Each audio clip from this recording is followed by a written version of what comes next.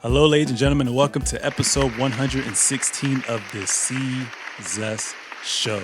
It's your boy, Sir Seezus. I'm back.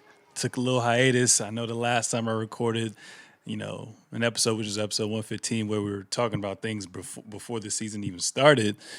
That was September the 16th. So my apologies, and hope you guys enjoy this episode because it's going to be filled with a lot of content. Got a lot of catching up to do. A lot's been going on in the NBA. It's been a pretty solid season, and it's only going to get better from here on out. So looking forward to it. And obviously, I'm going to have my boy Trey at XXIV. So I don't really want to talk too much. I kind of want to just get into, the nitty gritty. So without further ado, ladies and gentlemen, make some noise for my boy, for my co-host, Trey Day, XXIV. What it do, baby? Let's get it. What's up, everybody? It's your boy Trey Day all day. You already know what's going on. Hey, it's another episode. We're all back in the spot with the Seezus Show. What's good? What's going on with you, Sir Caesars? I'm doing great, man. Like I told you before we started to, hit the record button. It's glad to chat with you and kick it with you, man. It's been quite some time, so I'm looking forward to this episode. Yes, sir. Yes, sir. Yes, sir. Yes, sir, man. I mean, hey, everything's going on, but the NBA is shoot. It's been. It seemed like it came up on us super duper fast. You know what I'm Right. And saying? I was Just talking to basketball. some of my friends and my brother. I was like, this kind of feels like with how everything's happened with COVID and whatnot, it just feels like like the Premier League, just football in general. Like there's really Yeah. no days off. Like they don't have no time off. It feels like we just watched 3 seasons in one in a sense. Like, isn't that crazy? Yeah. This is third Yeah. season in the span of I think less than 2 years. Like that's wild. So Pretty ridiculous. um lots been going on, and obviously we're gonna, get into all that as well too. But I wanted to just check in with you, like, how you feeling, man? I'm good, man. Just running around, man. A lot of coaching, a lot of just giving back in a way. Because I mean, anytime you're like coaching or like directing people, like you're just you're pouring into people, and then in turn though, they teach you a lot of things. Definitely at the age groups I am, you're gonna have to like not take yourself too seriously. Try to have fun in different situations. Try to somewhat times trick your mind or just trick yourself into doing the harder stuff or the learning sometimes, but do it in a fun way in a lot of ways. But between that, man, we talked about coming down the stretch to 2022, which is crazy, but coming down that stretch and kind of just throwing yourself the lob. So like, those early months of that new year, that new season, it's not like a game. Like I gotta, I'm behind the eight balls, like now throw yourself the lob now, get right and keep it going. You know what I'm saying? What about you? Hmm. What's going on? Yeah, man. Pretty much the same thing in a nutshell. Just what I've realized, and I always say this probably just in different ways, but like life is all about trying to remain sane because it's constant ebb and flow of shit that's just gonna get tossed your way, and everyone just goes through their own form of shit. You just never know how someone's truly feeling. But Yeah, yeah, just one of those points in my life where by default, you kind of just go through things and you figure it out, and then you figure out what your why is, and you plan and you execute. So I'm just on that plan and execute type shit. Like I just went through a grand world war with myself, and now like things have calmed down. So I'm just okay. trying to sharpen up the tools right now, so to say. So I'm looking forward to 22. It's gonna be pretty fire, man. So yeah, I mean we can go ahead and get into it. Cheers to it. uh so many things to kind of get into. Honestly, I kind of want to start with the hotness of the hotness right now. Okay. Russell Westbrook, bro. And the Lakers in general, honestly. So the Lakers are currently standing at 6-5. They're eighth in the Western Conference right now. Obviously, they have a couple injuries going on. LeBron, he has a oblique tear, I think. So he could be back as Interesting. early as next week, but his past trainer that used to be a part of the Lakers, apparently he said that it could last up to 8 weeks, so 2 months. That would be crazy. Wow, that'd be crazy. Yeah, and then THT, he had a broken thumb, but he's been cleared to practice, so I think it's fully healed. They're just gonna ramp him up. Kendrick Nunn has a bone bruise.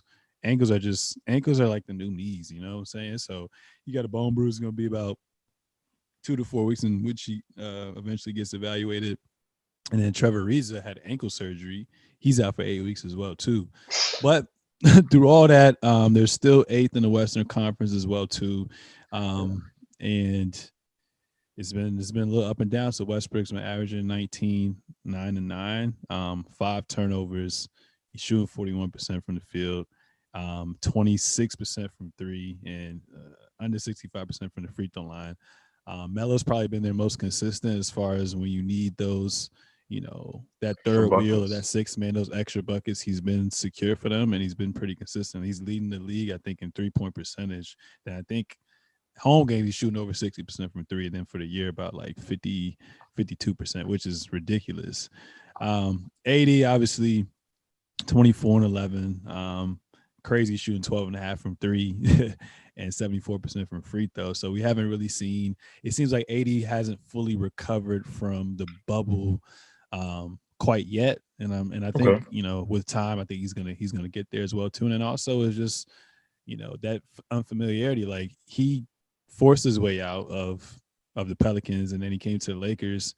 Each season they had a new team, you know what I'm saying? So it's just that period when you have to just get familiar and build chemistry and whatnot as well too. So I think that's the biggest thing. But one thing I kind of want to bring up is like, how is this, in your opinion? We haven't talked in a while. How does this fit seem to you right now?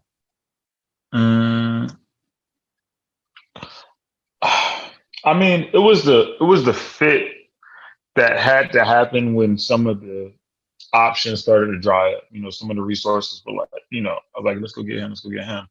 And then you look at Russell Westbrook, he's going to get you your numbers. Are they the most efficient numbers? But to answer your one question, I think the fit is what they thought it was going to be. But when it comes to the chemistry of it, when it comes to the execution of it, and we'll get deeper into it as we go. But like even like Frank Vogel starting Russell Westbrook with two centers on the court, he's a driver. He needs probably some more shooters. He probably needs like AD playing the five and such like that. But even then, you're playing in a Western Conference that is not really letting up. So the fit is kind of what they knew they were going to get at the start of the season in a way. They knew they were probably lacking on shooters a little bit. That's why they got Trevor Ariza and stuff like that. But you factor in age, you factor in the injuries that have come. It's like getting part of a shoe. You don't really know if it fits or not. You got to get the whole thing on. You're not sure if it's super effective. Can I actually play basketball in these? But you don't know that if you don't have the heel of it, or you don't have the front of the shoe. You never know that. But they're trying to put that all together. From an overall standpoint, we kind of knew they were going to struggle a little bit because of their age anyway, but it was going to come to like veteran execution at some point. Mm-hmm. Maybe this is not the point where they need the veteran execution. We push the panic button all the time, but I just say, when you're the best player in the world, quote unquote, is one of the oldest guys on the team, and he's dealing with injuries as well. And you already have an older team like that. That kind of sets the tone for what you're kind of going to see, whether it be a certain time period or it could be the course of the year. Their hopes is that, hey, we make it to the playoffs. Hopefully, we don't get an 8 seed. Hopefully, avoid that 8-7, probably 6 matchup. And we can go 5-4-3-2-1. That would be probably pretty ideal for us because we're just not going to – sometimes we're not going to run with the young boys in the regular season. We'll figure it out in the playoffs. But we don't want to end up 8. But even that, who cares? Maybe the Jazz will finish first, and they'll finish 8. They'll still like, hey, let's just get into the playoffs. But they don't want to be in a play-in situation again. Just different things like that. So the fit, who knows how it's looking right now. It's not looking the most effective. Yeah, and it's a good and bad thing with Russell Westbrook right now. We know for a fact, ever since KD's left, no matter he's been on Houston with Harden, OKC by himself, OKC with talent, Wizards with 2 stars, but a lot of, he's never missed the playoffs. You know what I'm saying? So this is one of the reasons why they kind of brought him in, because like the way LeBron James teams have always been constructed, he takes up such the lion's share of orchestrating that offense and having to do what he has to do. Whenever he goes down, they just go nuts. Like it's proven every time we've seen that. But Westbrook's built for this, so we know where Westbrook obviously is a little aged, but he has the ultimate durability. If you just take away that Beverly injury that kind of fucked things up, he's going to be pretty durable. My biggest question mark is probably AD, because till this day, every game I see him play, it looks like he's one play away from getting hurt. Knock on wood, he always wins and all shit like that. So if he can stay healthy with Russ, I think they'll be fine, especially if Melo's going to be that solid third piece while they're just working these other injured players. While LeBron's probably going to be like, I'm not even going to say necessarily like a Tim Duncan, but in the sense of like he's going to play, but it's going to be on, let's say he's playing 35, 36 minutes a game. I can see him playing like 30, 33 minutes a game now, missing back-to-backs. He just wants to play for the championship. So that's why they brought Russ there. And honestly, if you look at the games they've been losing, a lot of it's been, or at least 3 or 4 of them, a lot of them have been because they just blew leads. Like they'll be up by like 20, 27 at one point. And then that's age though. That is age though. That is age though. The regular season is built for young cats, bro. It is built for young cats. That's why you need a good, healthy blend of veterans and young players. And I feel like their balance is, like you said, more so on the veteran side as well too. So hopefully Kendrick Nunn and THT can be somewhat of a help. But right now it's going to be 500 level basketball, and they're just going to have to try to win the game and make timely stops and just not turn the ball over as well too. So I think they'll be fine. But in what we thought earlier, I can see them more being like a 4 through anywhere between 4 to 8. Okay. Oh, yeah. Those top 3 is going to be tough and shoot. I mean, I know we'll talk about them soon, but the Warriors, oh my God. Yeah, man. So aside from that, I mean, I definitely want to get into the Warriors right now. Not that what you brought up. This is fire content after fire content. But the Warriors are 9-1 right now, ladies and gentlemen. They're the top of the West, at the top of the East, at the top of the NBA. And just to think that last year they were in the playing game, and now they're looking like a well-oiled machine from the Warriors back in the day is kind of scary. Curry's averaging, he's not even playing up to his standards, up to his level of efficiency. But he's still averaging 28 points per game, 7 assists, 7 rebounds, shooting 98% from the free throw line, 38 from 3 and 43 from the field. Curry that we used to is probably going to be realistically 50, 40, 90, with that 3-point probably being a little bit more like 43 to 45%, which is ridiculous. But this proves that Steve Kerr is a great coach. This proves that Steph Curry is a top, if you want to call him the best player right now, you can call him the best player right now, top 3, top 5, whatever you want to decide. But he's playing some damn good basketball, and he's having some major contributions from the people of old, and then obviously Jordan Poole's emergence, Damian Lee, with other role players as well too. They just move the ball so effortlessly. Peyton, they just move the ball so effortlessly. And it's crazy. It feels like teams were built on, beating them, but you can't beat them at their own game. You know what I'm saying? And the fact that they're light years ahead of where they should be, when Clay and Wiseman come back, oh my goodness, it might be crazy. I'm just worried about how's the lateral movement going to be for Clay. Clay is going to be fine offensively, but how is he going to be on the defensive end? And then can Wiseman take that next step after getting experience last season going into this season? If they can fit, and you swap out Looney for Wiseman and have Clay, obviously get his minutes back slowly, I think that the sky's the limit for them. But what are your thoughts on the Warriors right now? And just give me a spell on everything. How you feeling about them? I like him. I mean, shoot, it's one of those things where you always see, and we were wondering for a while, like, when are they going to blow this up? I had multiple comments. You could run our stuff back, like, Steph's probably going to end up in freaking Charlotte or something like that, stuff like that. But they stuck to their to their guts and their guns. That's evidence of a good front office over there. Their draft, Hell their yeah. potential, their map, their scheme. Wiseman came, was still, but then we start seeing stuff like this, where it's like, hey, we got a system. We're injured right now. All right, a year or two, which I mean, for fans, we just we want it now. We want it now. But you know, stay down. You already knew you had somebody special in Curry. Um, they are still banking on Clay when a lot of organizations might have been ready to say, hey, let's get this guy, get him on the court for a second, and then get him out of here because he's injury prone, such and such like that. But these are guys that have 3 championships.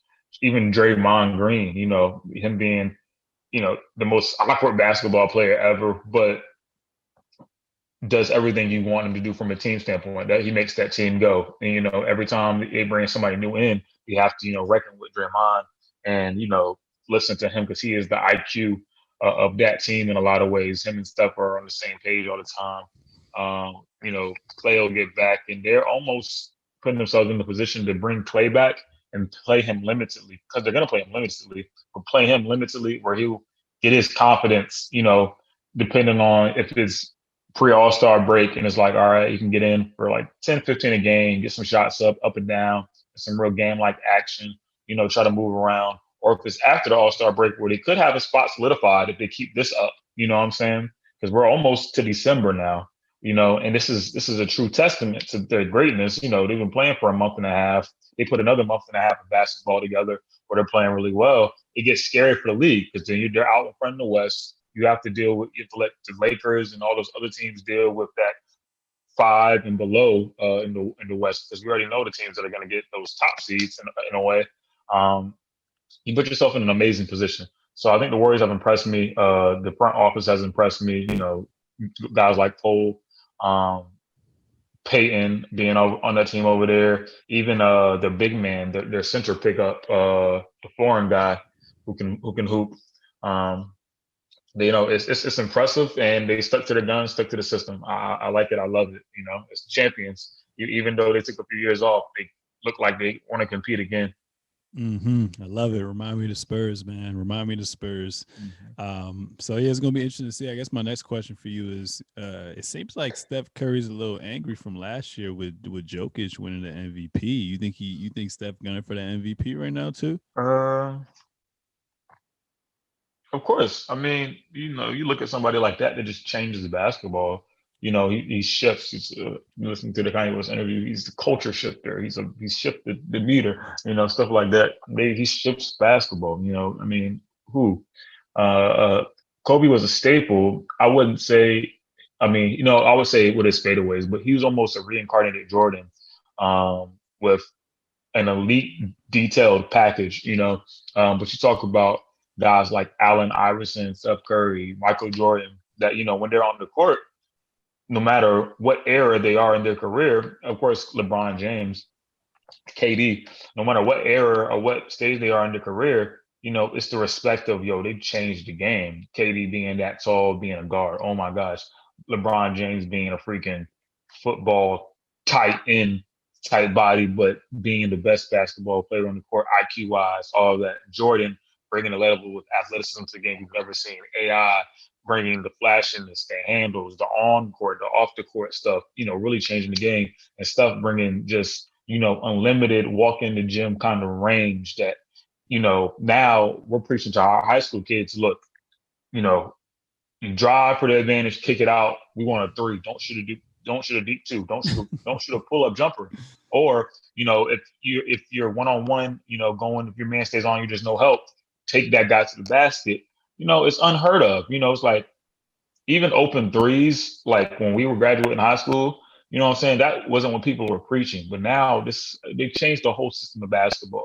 You being successful in basketball and you getting a look and a scouting scenario is 90% Steph Curry. Unless you're just uber athletically gifted, you're a freak of nature. You have to be able to do what? Hit a 3, be able to get to the basket, and be able to at least kick it out.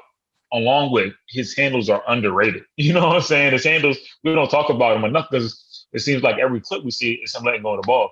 But we don't talk about him coming off the screens, in and out, boom, or a snake, or boom, getting down into the lane, making the right read and stuff like that because he's taking a lot of the shots. But boy, like he a real game changer. So back to your question, do I think he's pissed off from that MVP? I think anytime that you're a game changer, and you don't get acknowledged for it, and you're a culture shifter, you change things, you're not acknowledged for it, time in and time out. I think that kind of tees you off. Mm-hmm. Yep. And yeah, they're just so tough to defend, man. So tough to defend. So, I mean, I know it's early. It's like a 10, 11 game sample size. But just putting it out there into the universe. I want to, come back to these archives. You think they can get to the finals this year? Possibly. You think that's the thing? Because I'm looking at the West right now. I don't know if Kawhi is going to come back. We don't know how the veterans are going to last with the Lakers as well too. Utah, I mean, yeah, they have Donovan Mitchell, but I think they live and kind of die by Donovan Mitchell. Mike Conley still hasn't proven that he can be that second hand scorer that he needs. Jordan Clarkson is pretty sporadic with the scoring. Rudy Gobert can be limited if you just get physical with him, and then obviously you take him away from the paint. The clip has proven that. And then Michael Porter Jr., we will talk about him later. He's not playing right now. So I think, Phoenix may be a good matchup against them. But looking at the rest of these teams, I don't trust Porzingis. Portland's not doing shit. It's pretty much wide open, I think. I think in this scenario, they are I won't say a Suns team because that makeup, that team makeup is not even the same. But I'm not saying I say Spurs, I say Suns. Oh yeah, Suns. That team makeup's not even the same. But if you just compare, like, maybe a little bit injuries, maybe a little bit, this kind of stuff. I think they're in a much better position at this point right now than the Suns were. You have veteran leadership. Again, these have people on the team that know how to win championships. So I mean, and even Andre Iguodala's back on that team too. Not saying he's going to be a top contributor to the team, but a locker room guy. These guys that have a whole bunch of energy and can contribute from a defensive standpoint and an offensive energy standpoint. Like, bro, like you're leagues ahead of the game because you have veterans that know how to win championship. You have a somewhat healthy team that's only getting healthier. You know what I'm saying? Only getting healthier. And then right now you're winning these early games. You're enthusiastic about it. So when it comes down to bumps and bruise time in the season, you can take games off. Or, hey, we're going to the East on a road trip. Shoot. Hey, stop. Relax. Sit down. You know what I'm saying? Or all these guys, sit down. Relax. You're not playing a back-to-back today because you don't need to. You don't need it. So, again, them doing the due diligence now, along with the makeup of their team currently, along with the possibilities of them getting a superstar caliber player, regardless of him having an injury or not, even if he's just a spot up shooter on the floor, that still changes the game immensely. It changes the game immensely because you bring in, with no dribbles, and if you try to hide him on defense, possibly, but he's still 6'7", so you could hide him on defense. But boom, even better, he's maybe coming back 2 3 a game. Let's say he's 9 points. So let's say he's 9 points off the bench. You know what I'm saying? And that's a very limited minutes. So get some touches, 9 points. All right, cool, bring him out. You know what I'm saying? That's early on. Lord knows if he actually is still comfortable moving. Depending on when they inject, when they put, and I'm talking about play, when they put him in the lineup, when they get him back in to start the season, if it's pre-All-Star break, it's really scary time for the league. If it's post-All-Star break, all right, cool, we probably won't see the actual real play until probably early next year, you know what I'm saying? God bless his health. But if it's pre-All-Star break and he's getting those reps, real game reps in, the league should be on notice, and the Western Conference for that matter. Maybe this is the bias in me, but not really. It's slightly biased, but it makes sense when I think about it in my head. I think in the grand scheme of things, if people come back healthy and whatnot, I think their best matchup for the Warriors, because they're just so hard. There's a formula to go against them. I think their best matchup will probably be the Clippers, just because the Clippers can guard from 1 through 5. They have just as good amount of shooters, and they have great wing defenders to get physical with Clay and with Steph as well too. Um, so I think it could potentially that would be a fire ass Western Conference Finals. I'd rather see that than Lakers or whatever. I think that would be Yeah. dope, depending on if Kawhi come back. But just throwing that out there into the universe. Aside from that, I kind of want to give flowers to a couple teams in the Eastern Conference who have kind of shocked me. Miami, obviously, they lost yesterday, which was Monday. They're 7-3 right now in the East. Jimmy Butler's averaging 25 points per game, which is a career high. Tyler Hero didn't do too well in the bubble. He didn't do too well this past year as well. And he's averaging 20 points per game. He seems like a pretty valid, arguably sixth man of the year in the conversation for that right now. And obviously they revamped their team, added Kyle Lowry, Morris, added PJ Tucker. Victor Oladipo isn't even back yet, and they know what it takes to win, at least not championship, but to get there. They know what it takes. They have the coach. They have Bam too, who's been playing even better. I expected them to shoot a little bit more threes, but that's not really required right now for them. They have a pretty balanced group of players right now. So I really like them a lot. Any thoughts on Miami this year? No, just I mean, always a blue collar team that comes to play. And excited to see them coming down the stretch because, um, we're noticing more and more that superstar status stuff. I mean, they have superstars on that team, of course, but just that like, oh, everything's pretty. Doesn't win championships, or even that oh, you got these guys that teamed up. Not so fast now. You know what I'm saying? Not so fast. It just, and I know Laurie went down there, but his name's not synonymous with like Kyrie, James Harden, and KD are teaming up. You know what I'm saying? People would Mm-hmm. argue that's a poor man's version of any kind of big three: Bam, Jimmy, and Lowry. But you know, when it comes to doing what's necessary to win games and to win, grimy stuff, grimy games, play the defense, make the reads, just do whatever needs to be done. That's the team that you don't want to sit across from. They're gonna beat anybody on any given night because they feel like they should be there. So Mm-hmm. the Heat always play like that. That's just the culture they made. Pat Riley, Eric Spoelstra, and company. Yeah, they've done a great job at building around their superstar player, Jimmy Butler. Obviously, he's a superstar in my eyes. Last year was, I think, an anomaly, and I think the Bucks were just hungry. And then when you add PJ Tucker Oh yeah. and you add Drew Holiday, I mean, the clamp's gonna be there. That's why Miami got PJ Tucker this year. You know what I'm saying? They're like, nah, we Yeah. ain't going against you. Um, Yeah. if they keep it close, which I think they can. They had, like I said, they've been there before. Kyle Lowry is actually a floor general. They never really had a floor general these past couple of years, at least since Jimmy's Yeah. been there. Dragic Yeah. and Jimmy and like Bam, Dunn like were, and Dragic. yeah, you know what I'm saying. So they finally got that floor general. He's not going to turn the ball over. He's going to do things that don't pull up on the stat sheet. He's going to make his threes. He's going to get to the rack. He's going to draw fouls, and he's just going to dictate the game and create looks for other players as well too. So in the playoffs, in the fourth quarter, is just give it to my best player. And Jimmy can. He may not be known as a scorer, but Jimmy gets buckets. Like when it's all said and Yeah. done, if it's a close game, he can win you games. So yeah, the Hold sky's on. the limit for them this year. So we definitely gonna see what happens with them moving forward as well too. But I really love what I'm seeing right now, especially with some uncertainty on certain teams in the East. Bulls, man, what are your impressions of the Bulls? They're 7-3 right now, tying with the Miami Heat. I think Miami Heat has the win over them, so they automatically have the third seed. I love their big four. I think they're too top heavy, and it'll be nice if they can get some veterans as well. But Vucevic, DeMar, who's been playing amazing. Damn, like where was this in San Antonio?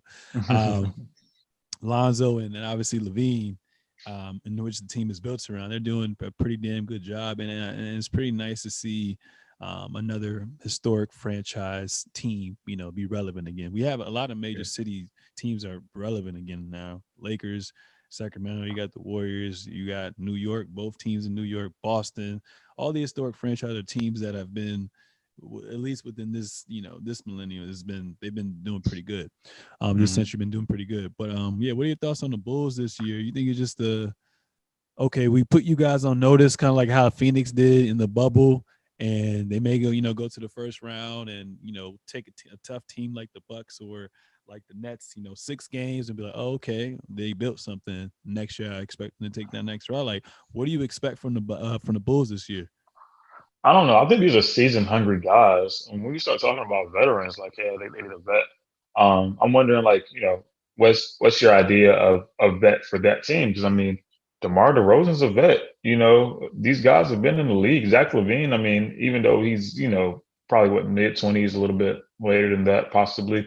Um, he's still, had to go and struggle.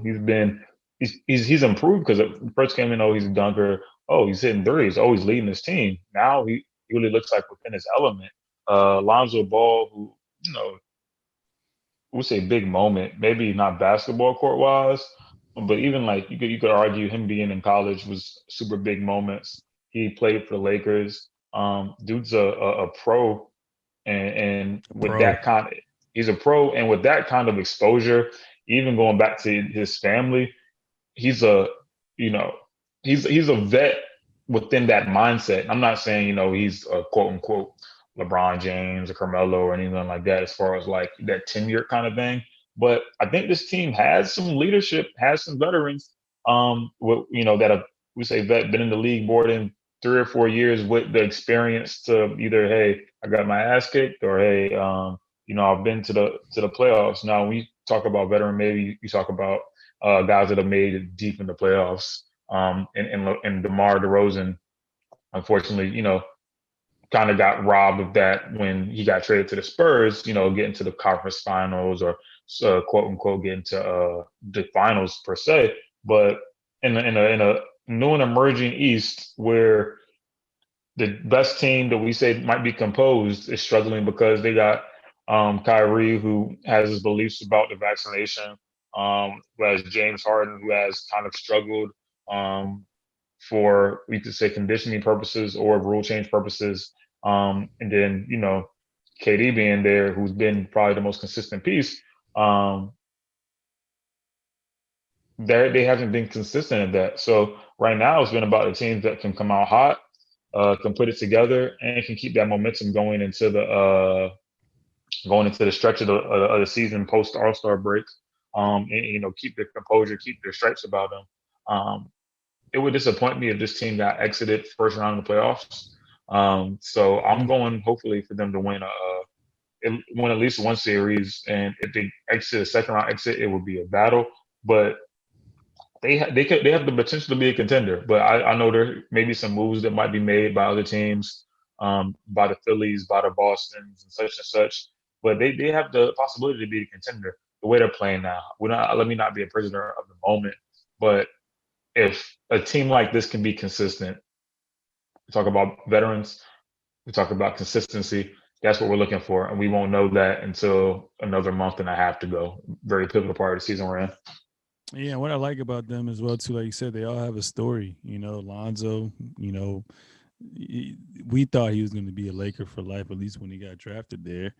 And Hmm. he kind of gets he kind of battles injuries. Obviously, they're in the rebuilding phase. But if you can get a LeBron James, who basically is your rebuild, and then we're gonna live with that as well too. So he's been moved around. He's been through injuries, like you say. He's a seasoned vet. DeMar DeRozan, like you said, is coming up short a lot as well too. We know what it takes to win.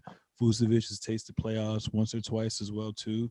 Levine's Hmm. still trying to prove himself. We know he's a scorer, but now, all right, now what's your next step? So I like it, and I like early. It's early on too, but it's good chemistry building for them because a lot of games that they won have been games when they've been down, and they've coming back as well too. So that's going to Yeah. be great for them in the grand scheme of things. So like you said, they could win that from that round of the playoffs, and then like you said, you kind of go into someone like the Bucks or like the Nets who are favorites. You can see them giving them a battle. So yeah, I like them as well too. I wanted to say, prayers going up to Colin Sexton. I think he tore his meniscus, but the Cavs have Okay. been pretty damn good. 7-4, which is very shocking to me. Fifth in the East as well too. Looks like their rebuild's going very very well. Um, but we'll see how they kind of hold up. I like them this year. They just kind of remind me of the Hawks from I think A few years. 2014 or something like that. When it was Okay. Corver, Millsap, or Horford. Like I think they had like 4 All-Stars and they had the number one record in the Eastern Conference. And obviously LeBron James said, "To hell with that." But there's no like superstar on their team, but they all have players who are capable of getting buckets anywhere between like 10 to 12 points per game. Like they're like from 6, 7. They're 6, 7 men deep. Yeah, So I like that as well too. So and we'll see young. how that. Yeah, and they're young. So we'll see how that goes. So shout out to them, and then also shout out to, our home team, the Wizards. They're 7-3. I'm a little shocked about that as well too. With Montrez, Spencer, Kyle Kuzma coming along. I didn't know what to expect out of Spencer, but it looks like he really never missed any time. Obviously, he's still trying to find his footing, but he's been pretty consistent. He's a damn good Beal's player. taking this. Beal doesn't have to be that guy that has to give you 30 for them just to have a chance to win. He's got help along the way. So I think they've been doing pretty good for a rebuild in the sense as well too. Moving away from Russell Westbrook and John Wall. What are your thoughts on the Wizards? I like him. And funny thing is, I haven't really been up to date on the Wizards, but I'm excited they're doing well. I just saw a couple of clips, but we know this guy is a star in in Jalen from Houston. What's Jalen's last name? Uh, but he's a beast. I saw him cooking Kyle Kuzma during the preseason, but lo and behold, Jalen cooks everybody. He's just a freak of nature. He's an amazing basketball player. Could argue that he could have been number one or the number one pick. So I think me seeing that I was like, oh my god, it's going to be travesty. Kuzma can't play defense, you know, whatever. But they have a team that's been built by committee, a whole bunch of blue collar teams. Um, in the Eastern Conference, but the price went up. So that pretty stuff in the West was cool. The price went up on these guys that are working the 9 to 5s, and they're using their money for investments, and they're going crazy over here on the East Coast. It may be cold on the East Coast, you know what I'm saying, and it might not rain over there on the West Coast, but look, they getting their money over here. That's how it's going. So I'm excited about the Eastern Conference as a whole, and even the Wizards, who we have a I won't say love hate, but love and then hate when you love them too much because they always do you wrong. That's all. Mm, yeah, it's gonna be very interesting, man. I think it's one of those things with the level of uncertainty with Kyrie. Obviously, it's early, so I'm not even really concerned about the Bucks right now. It's more so just getting their big three healthy. Once they do that, they've already been there. They know what it takes to get there, so I'm not really concerned about them. Um, but Ben Simmons, man, obviously he came back in the news from hiding in the bushes. So basically, the latest saga on Ben Simmons, he was basically just him and Rich Paul trying to figure out a way to not play, force their way out, and still get paid, and not be with the team for the most part, I guess. Yeah. So basically, he said he mentally wasn't fit to come back into work, and the Sixers have been trying to get them to um, get Ben Simmons to go to their I think their medical specialist to discuss his mental health issues, and he's been denying it. But I think even with him denying it, I think they were still taking money from his Yeah. salary. So he finally met with them as well too. So I don't know what's expected out of all that as well too, and I don't know if he's going to have to eventually play and whatnot. But the 76ers have been doing pretty well with them right now. I think they're number one in the East, which is crazy. Obviously, Joel Embiid just got COVID, but for Joel Embiid to basically take on that leadership and say, "I'm that guy. I can do it. I can work with whoever." Um, that's that's great. Um, but man, I mean, it's still the same thing as well. Do you think Ben Simmons is gonna eventually get traded, or like how do you think this pans out? What would you do? He'll get traded to the most fitting bidder. I don't know what that looks like. I don't. Like Joel Embiid said, I don't care about that, man. But he'll get traded whenever they can get him out of there. They know what's going on. Like you said, he's trying to get traded. They're trying to force him out. Sports trying to get him out of there. And good for them. They found a way to do it. But the dude is also losing money. the same way, and it's making. I mean, the media, the way we see it, the way the headlines we get it, it's making it look like, oh my gosh, what's going on, even further. So and mentally ready to play. God forbid. All shout out to anybody that's dealing with mental health, but mentally not ready to play or whatever like that. Almost sounds. I mean, in this situation, almost looks like, hey, I just don't like playing with you guys. Like, so let's figure something out. I'm not gonna get back on the court with you guys. And hopefully to trying to salvage his paycheck somehow, some way. But even that is like he's willing to just like lose that money and figure it out later. So yeah, I think he's done. We'll never see him in a Celtics jersey again. But whenever the actual trade comes up to where is him and the other team discuss that, hey, yeah, I'll play, or hey, I'm ready to go, and I'm not playing for this team again, or playing for the city again, they'll do it. Um, I feel like in conspiracy theory land, the more he drags this out, the more. I mean, even being young, his time in the league could be limited. You know what I'm saying? Like, could be very limited because elephants never forget. Definitely, the older people in the offices, they don't move positions or they just switch positions in different teams.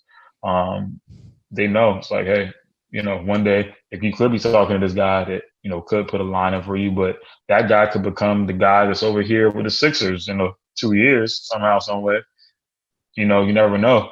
And it's unfortunate to see cats like that. It's unfortunate his situation in general, but I just hope it works out to where he can continue to play basketball because he's a great basketball player. But with every second it takes, it makes me question, how long would this guy be in the league? Almost seemingly pissing a lot of people off because, oh, we can't trade for him. Oh, we can't get rid of him.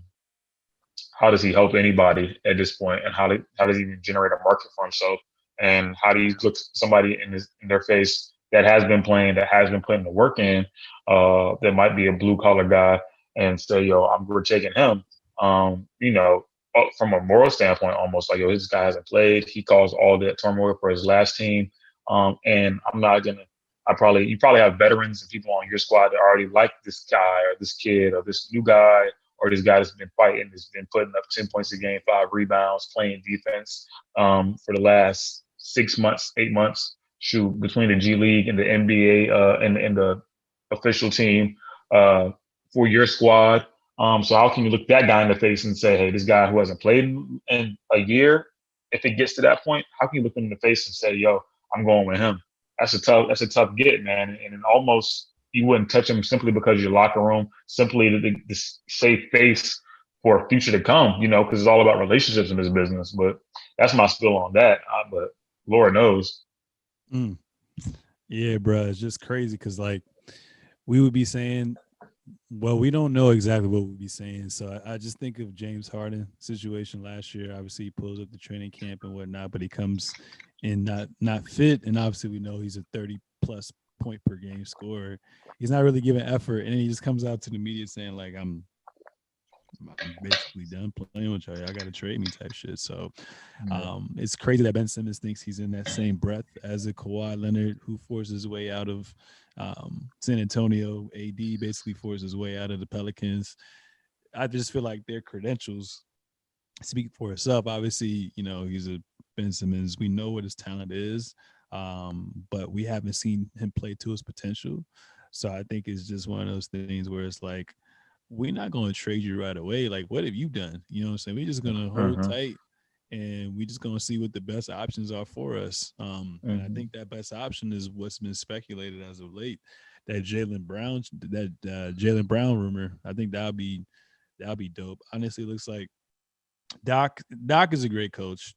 They have veterans in Danny Green, Steph Curry, Joel Embiid, Tobias Harris. I think you add Jaylen Brown there with those young pieces. If it's just a straight up trade, I think Joel Embiid has a closer that he can lean on in a Jaylen Brown, who's been pretty damn consistent. Obviously, we didn't really get to see him in the playoffs, but he has been to the conference finals before. He's made deep playoff runs. So with him averaging 26 points, 6 rebounds, shooting 50% from the three and 40% from three, I think that'll be a good fit.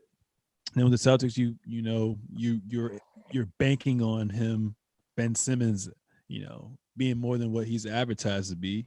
which is just a floor general who can guard multiple positions, and doesn't like to shoot. If he can start shooting and be more aggressive with Jason Tatum, because if it seems like Jason Tatum is still learning how to be that playmaker and that leader for the team, I think the Celtics will be fine as well too. But it's just one of those things where we just have to kind of roll with the punches and see where it's going from there and whatnot. So that's that. Man, what's good with your boy, man? What's good with your boy Zion? I mean, obviously, he's recovering from a foot injury right now, but a lot of people have been, throwing shade his way, joking on his weight, yada yada yada. And the only thing I'm really concerned about is just I'm not concerned about his talent. I'm just concerned about his durability. If he can stay durable, he's going to be that franchise player. And if you build around him right, they're going to make deep runs. He just has that it factor. But I mean, what do you how you feel about Zion? Do you think he can still be Zion? It's just early in his career. People just go through the injury bugs, but it seems like nothing's changed with him from a physical standpoint. And I don't even think he's played a full season. It's his third year. But what are your thoughts on Zion, man? He's gonna be a young Blake Griffin the way this is panning out, and I'm saying that Shit. he's gonna relinquish his go-to guy ability. And this was only for probably about a month or two when we saw him in the NBA before he kind of got injured, and they, kept saying, "Hey, we're not going to play him because of this, that, and the third." Um, he's going to relinquish that. Going to take a pay cut. He keeps wanting to force his way to the Knicks and play with his boy RJ and stuff like that. I'm not sure that's going to be a straight line. You know what I'm saying? But almost it looks like the value is diminishing now. The Pelicans will be back in the lottery very soon. Um, he'll go about his way. Who knows if they'll get any pieces for him? I'm not sure what his contract is right now, but it just doesn't. He's not doing. It's not happening in New Orleans at least. Um, he might be totally fine coming off the bench for a possibly 2 year down the road contender, quote unquote, Nick team, possibly. If that's where he forces his way to. But it's not happening for the Pelicans with him. It's not. He's upset with the team or whatever's going on. It's not happening with the Pelicans for him. He's ready to go. He's been ready to go. And injury after, hey, we're gonna sit this guy down after whatever it is. It's a cycle, and he doesn't have the credentials right now to be demanding that stuff. Is he a great player? Can he dunk the ball and boom boom boom? Yes, he gave people fits when he was playing, but who knows what that looks like? All right, you come back from a foot injury, you still got to go play high level pros and these new young boys and such, so on and so forth. He's a freak of nature, but still, you haven't done much. We don't know. We don't know. We don't know. So I think the route he's taken is clearly out of the Pelicans, clearly out of New Orleans. Mm. Yeah. Yeah, it's just crazy, man. So hopefully he don't sign a rookie extension, becomes an Doesn't unrestricted look like free it. agent, gets healthy, and we'll see what happens with that as well too. Man, nowadays when you just think of Dame, he's pretty much has it written on the wall. It's loyalty over everything, and not running from the grind and whatnot. So I hate that. um, I I love it, hate but it I hate too. it. I love it, I but hate it hate for it. him because it's like, Yeah, yo, just yeah, it's whatever. crazy. Yeah, so the Blazers are ninth in the West right now. Currently at 5-5, and I think the most alarming thing to me is the last two seasons Dame's been averaging damn near 30 both seasons, and this year everything compared to not only his last two seasons but his career is just all down. So I think for career average, he averaged like 24 points per game. This year he's averaging 19 points, 8 assists, 4 rebounds, shooting 35% from the field and 25% from three. Um, do you think he's in a funk right now? Do you think he feels like he owes an organization so much loyalty to the point where it's just like this is his only way to force himself out? Because this is not like Dame to be playing like that. Like, he's not hurt. team is pretty much the same. Honestly, you didn't really lose anything. So it's just kind of mind-boggling how he's playing. But I feel like loyalty shouldn't be everything as well, too, just because a team realized what your potential can be. You've put your time in. You put those 10,000 hours in with this organization. You've always put those 10,000 hours in, being from the jump to even get to the league as well, and whatnot as well too. My only thing is like, if he's truly internally happy with his decision, then that's fine. But I know people who are competitive.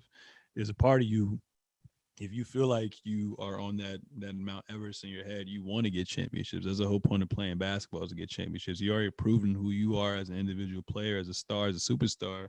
Now it's like, do you want to win? Yeah. So I mean, what are your thoughts on this situation? You think it's gonna be something where he just rots there, and he goes down as Portland's best player, and obviously there's going to be another player that comes around. It may not be as good as him, but he could probably get those accolades if he stays within that organization. Or like, what do you think is going to happen? I mean, yeah, it seems like that's what's gonna happen. I mean, with every comment that I hear from him, what it could have been, it could have easily, this last summer said, hey, this is not working out. Let's go ahead and get this ball moving. I like how the Knicks are looking. It would be nice for me over there, stuff like that. I mean, it could have very easily happened. You know what I'm saying? Like a scenario like that. Not saying going to the Knicks could very easily happen, but just a scenario where he could have said, "Yo, let me get out of here," and it could have still been a very similar situation where, hey, you know, not per se loyalty, but hey, I'm the guy here, and I have a chance of winning a championship, because they have been in a place where they could get beat, hasn't worked out. You could argue about talent, whatever like that, but he's the guy that hits the game winners. He sends teams home early, all that stuff. But it's like you've only done so much. You can only do so much in certain places. Um, Definitely in this league where I don't. I mean, that's almost like taking like that rat mentality, like the toxic rat mentality, and applying it to business, and that can be really bad business. Like just in general, like like loyalty over everything. I'm only working with these people. It's like, nah, bro, you might need another producer to make you a hot track. You know what I'm saying? You're not going to be working with the same. I mean, you might be working with them over an overall standpoint, executive standpoint, but you're going to want different beats on your album to get that Grammy. You want to want different beats on the album to change up your flow a little bit. You're going to want different writers in the room for you to make a banging song, so on and so forth. Are you familiar with those people? Yes. But sometimes, to get to that next level, you don't stay with that. And to box yourself into organizations that, they're going to make money off of you. They're always going to make money off of you, Dane. The whole quote unquote built different. And by golly, by God, maybe Dane's built different. In the craziest sense of the word. It's a beautiful thing to say, yo, I'm the best. That's him banking on himself. I'm the best. I can do this without all that hoopla. And even more so now, I believe that, because I know.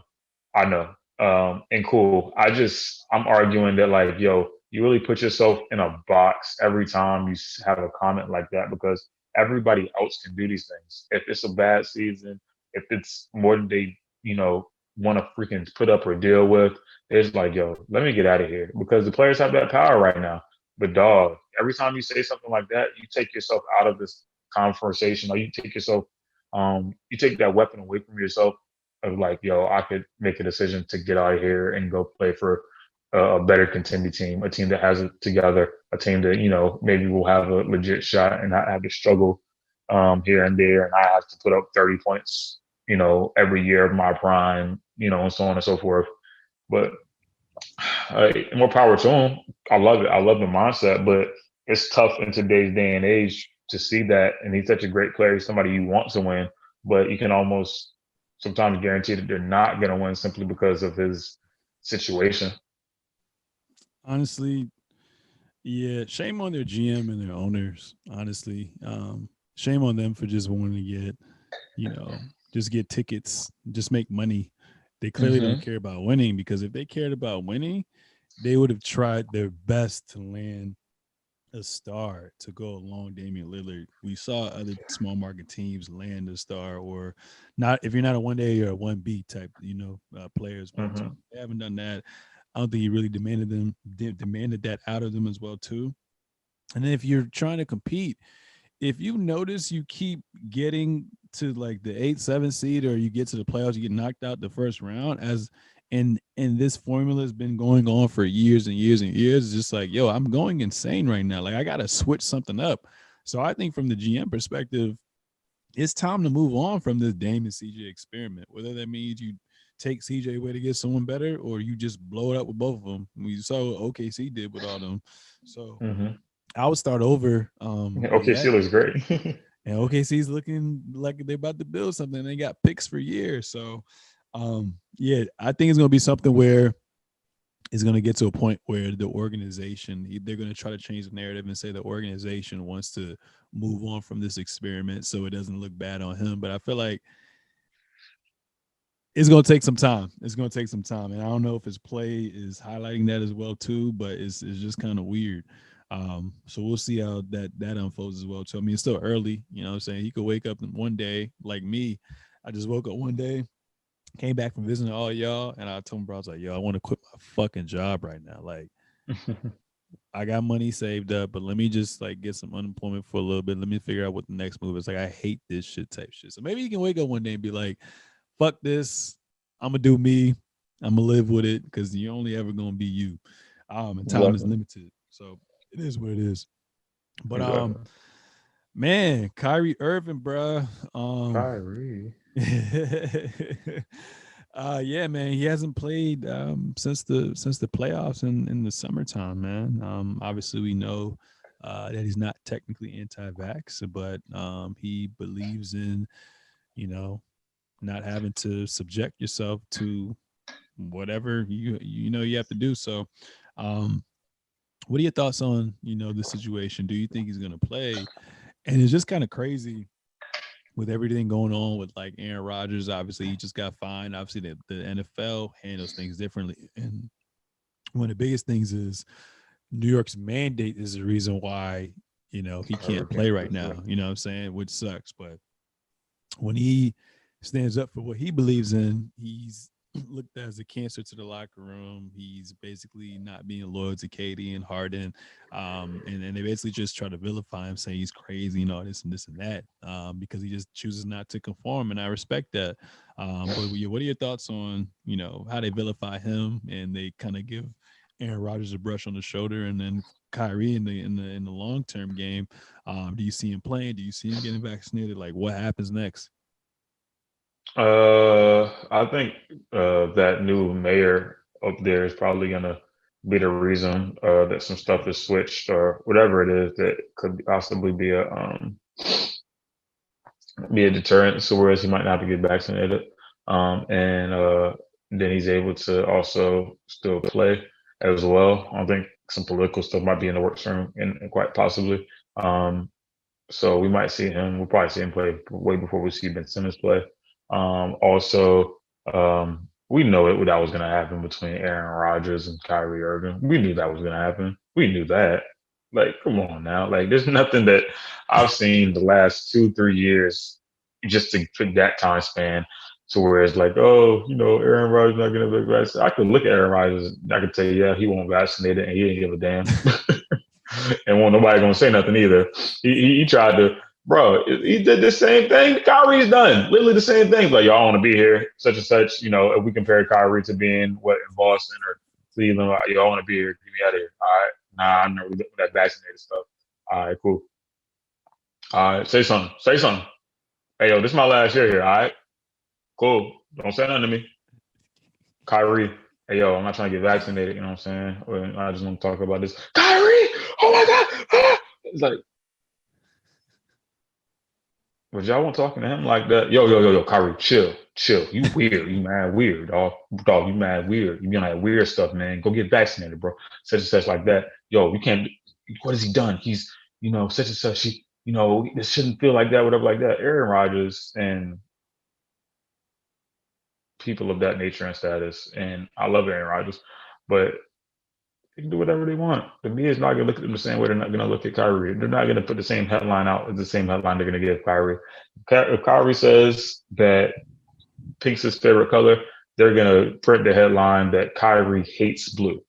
If Aaron Rodgers said that pink's his favorite color, they're gonna say that Aaron Rodgers donates $10,000 and wears pink underwear every game to show love to pink, and blue loves that. That's going to be the freaking headline. We know this game called media. We know it. I'm not even going to get into that. It's nonsense. But I think Kyrie will play way before Ben Simmons will play, if that. But I think they're fed up with him and with the Knicks, not Knicks, with the Nets. Like every team seems to get fed up with him. Uh, you know, it doesn't pay to be different a lot of times, unless you're different and making people money with it. But when it comes to some stuff that's going to keep you off the court, it's going to be hard. So, say this cost them a playoff opportunity, go ahead and pack your bags. But say, hey, we're going to get them around January like that. We're going to keep it cooking. You know what I'm saying? Maybe, hey, we'll keep them, or maybe, hey, we'll get a guard. We still got James Harden, KD, and even that, you know, James Harden was almost struggling. KD's the only person we really feel like keeping. And you could argue, look, Kyrie and Kyrie are boys, so if you really want to keep KD, it's a jigsaw puzzle you have to play as a management game. But Kyrie's not helping himself with some of the after comments. Not even like the whole "I'm not getting vaccinated" comment, but the whole, you know, it's not that I don't believe in vaccine thing. When you start double backing yourself, it's tough sometimes. Yep. So that's essentially why the league is wide open right now, because they should be the favorites, but no Kyrie, no ring. That's a fact. No, That's crazy. But yeah, man. Before we end things, who have you been impressed with the most by this entirety of the NBA season so far? Who I've been impressed with the most, my mid game closer in DeMar DeRozan. I've been really excited about him. I've been excited about Jalen Green. Of course, he's been a hooper. And when I say DeMar DeRozan, I mean, the Bulls in general. I'm almost damn near bandwagon for them right now. Let's see who else. John Morant is playing his ass off, boy. That kid is ridiculous and bouncy. Hopefully he stays healthy. Almost very D Rose like. You know what I'm saying? Pre-injury. Hopefully he stays like that, and hopefully he's very sturdy. But just what he generates, how he gets up and down the floor is pretty ridiculous. He's been in the league for 3 years now, so I'm very excited about him coming from a mid-major program. There's another guy. Of course, piggyback off of Steph Curry, Jordan Poole. Him being that spark guy for the Warriors, it's been pretty dope. And then as the Heat as an organization. Also shout out to LaMelo Ball and Miles Bridges. So just trade shout outs. So I've been impressed with almost. So excited about all those teams. And excited about the Heat because they're getting guys like Oladipo back, could still essentially be 20 points a game. If we never know. We never know. Not saying he's going to get all those touches, but he essentially could be 10 to 15 points a game, where it's going to be a tough team to beat if they get like that. So those are teams I've been impressed with. Yeah, and I literally had everything as far as players and teams with who I was impressed with. Obviously, you alluded to not Jimmy Butler by Miami Heat, but Tyler Hero's been putting in that work as well too. Obviously, we know Kawhi PG's been putting in that work as well too, which I've been pretty impressed by. And then Jarrett Allen from the Cavs, he's been looking great. So it makes me think, yeah, you gotta check him out. I'm like, damn, Rudy Gobert, who? I wish they still had him, but you had to get Harden, so you had to get rid of Allen. But boy, oh boy, that would have been crazy for them to have a rim protector like him. So, any last things you want to say for episode 116 of the Seezus Show? Dang, do I have my late night wrap up? Lord, it tells you how tired I am. Let's see. Okay. We do it like this. Hey, it's getting darker. It's getting colder. And first and foremost, ladies, put that gas in your car early in the daylight. You know what I'm saying? Communicate with somebody when you're heading home. Just be aware. Don't stay in your car. Get right out. Park as close as you can to the doors of your building, if possible. We love our sisters, and anybody that identifies how they identify. We want to protect you in every single way in scenario. And we know this is a crazy, crazy world we live in. So take those precautions. You know, you see the little things on social media where it's like, yo, do this, do that, there. And it sucks that you guys have to live with a checklist. But if we, as brothers with a platform, reiterate that to you all, if you are in our life where we have somebody, you can like hit up in those situations when it's late at night or when it's, just darker than usual early to say, hey, I'm coming home, such and such. Can, you just check on me when I get in, or hey, will you mind, walking me here or there? So be it. We want you to be safe, protected, and we want you to be around as long as God allows that to be, and we don't want anything harm to happen to you. Piggybacking off of that, when it comes to darkness, seasonal, anything, depression, you kind of just feel away. Just you're adequate, you're worth it, and you're more than somebody would have thought, or you're more than somebody could have imagined in a lot of ways. So don't ever get too deep down on yourself. Don't take yourself too seriously. Bounce back, reach out to somebody, find that sunshine, even in the darker months. So that's my spin on that. For sure, for sure. And also, prayers up to the family and the individual who passed away from the Travis Scott concert. Hmm. That was pretty crazy. Um, and also, Joe Biden, can you cancel student debt? That would be great. Everybody just like let's sign a petition or something like let's get on board with that because they can't not only tax us but you know make us do that BS. But I know at the end of the day, all everything aside, man, just continue to be yourself. Authenticity is the way of life. Oh, So yeah, continue to be yourself, do what you're passionate about, and put those 10,000 hours in, and you'll be good. But ladies and gentlemen, that was facts. episode 116 of the Seezus Show featuring Trey Day XXIV. Hope you guys enjoyed this episode. Make sure to subscribe, rate, comment, and share. And we'll be back with another fun-filled episode later. We out. Peace.